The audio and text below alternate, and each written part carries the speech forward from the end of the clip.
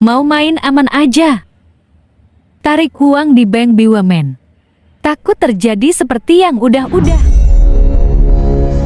Seruan atau ajakan atau hashtag tarik uang di Bank BUMN viral. Ada apa semua ini? Kemudian komentar pun berlanjut. Bagaimana nggak khawatir? Coba bayangkan. Dan antara itu, BPK dan KPK nggak boleh mengaudit tanpa izin DPR. Kalau terjadi loss, nggak ada pidananya. Tim pakarnya Burhanuddin Abdullah terpidana korupsi. Pelaksananya Pandu Syahrir, keponakannya Opung. Pengawasnya Jokowi, bosnya Luhut. Inilah info yang banyak berseliweran di media sosial. Lalu apakah benar begitu? Lalu ada lagi info seperti Pak Jokowi diminta mengawasi dana 14.000 triliun rupiah. Emang Pak Jokowi ngerti investasi?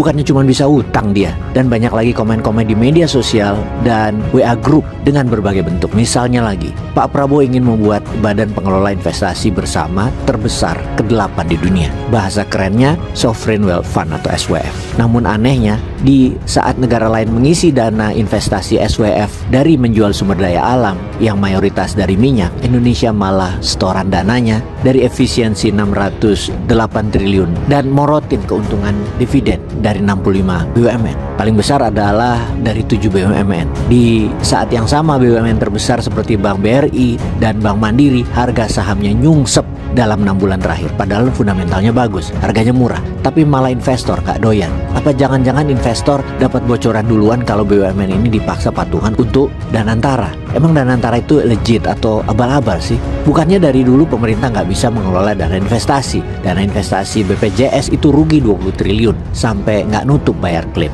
Investasi Jiwasraya rugi 16,8 triliun. Investasi Asabri rugi 22 triliun. Sekarang sok-sokan banget sih ngelola dana besar. Dana kecil aja nggak bisa, malah mau mengelola dana 14.000 triliun di Danantara. Anehnya lagi, yang jadi inisiator atau ketua tim pakarnya pernah korupsi dana Bank Indonesia dan pernah dipenjara 5 tahun. Siapa lagi kalau bukan Burhanuddin Abdullah. Supaya peluncuran Danantara ini bisa di-approve oleh Pak Jokowi, oleh Ormas, diberilah kewenangan seperti NU dan Muhammadiyah disuruh jadi pengawas. Tapi begitu dananya sudah masuk, KPK dan BPK dilarang untuk mengaudit. Apa ini bisa dibilang cara baru pencucian uang yang legal? Kalau sekarang orang-orang lagi rame narik dana tabungan mereka dari Bank BUMN, sahabat, Anda sendiri bagaimana pendapatnya? Tapi kita bertanya lagi, sahabat, apa benar semuanya begitu? Maka jawabannya, aslinya semuanya benar. Tidak salah, memang fakta. Namun kita harus tambahkan informasi lain dari kacamata yang lebih luas. Kita kembali ke SWF. Kalau bisa melihat rekam jejak, maka bisa dikatakan sejak tahun 2017, 2018, Bosman gencar mempromosikan MMT dengan SWF, salah satu tool atau alatnya. Dimana kalau kita berikan contoh, Arab Saudi dan Norwegia adalah negara yang menggunakan SWF, sumber daya alam. Sementara Temasek Khazanah adalah instrumen investasi yang menggunakan kekayaan negara, dalam hal ini perusahaan atau BUMN. Maka sebagai inisiator dari SWF untuk dipraktekkan di Indonesia, secara pribadi Bosman berhutang penjelasan. Di mana SWF yang Prabowo bangun adalah ketemu di tengah, jauh lebih netral dibandingkan keagresifan SWF yang Bosman usulkan. Sederhananya adalah uang dividen BUMN diputar dulu, baru keuntungannya yang dari kelolaan Danantara tersebut baru diberikan ke APBN. Di sini banyak pro dan kontra bagi mereka yang belum paham.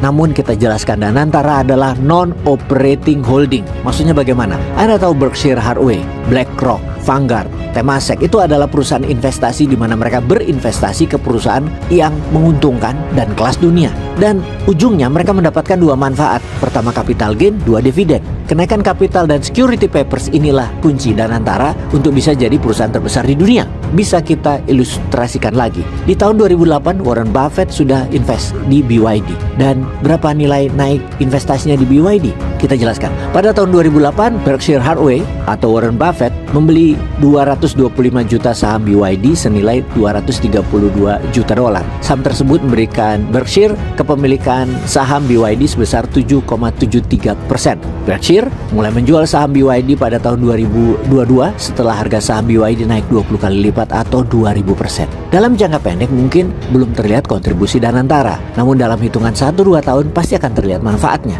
Danantara itu simpel dan langsing organisasinya. Pastinya harus terdiri dari profesional yang lapar dan pengelolanya harus bermental shark yang buas bagai hiu mencium darah. Pak Rosan dan Pak Doni adalah salah satu shark investasi terbaik Indonesia. Sahabat, mohon maaf jika ada yang berbeda pendapat, namun memang melakukan sesuatu yang baru itu selalu mendapatkan perlawanan pendapat. Saran nih ya, tolong berikan kesempatan pada Danantara sebentar aja. Peace.